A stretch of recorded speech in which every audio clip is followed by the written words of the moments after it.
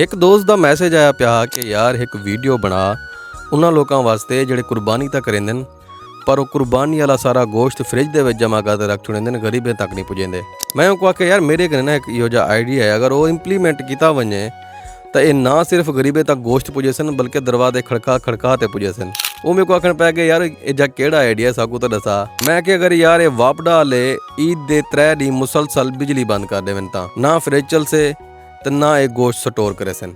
खैर ये तो मजाक ही, अगर बिजली बंद थी तो सारी आवाम परेशान थे असा लोग बददुआवां नहीं से गिनना चाहते। हाँ, वीडियो बनाने का मकसद ये है कि अगर अल्लाह सही ने तुसां को इतनी तौफीक दी है कि इतनी महंगाई दे विच भी तुसां कुर्बानी का जानवर खरीद कर गिदे, इहदा मतलब तुसां साल पूरा वक्तन फवक्तन जिहड़ा है वो गोश्त खमदे रह गए हो।